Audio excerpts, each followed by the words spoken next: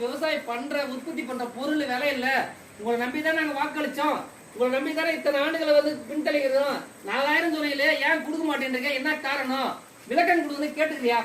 எல்லாம் சட்டமன்றத்துக்கு நம்ம அனுப்புறோம். இங்க இருந்து வாக்கு அடிச்ச பிறகு மறுபடியும் அவர் நன்றி சொல்றாரு.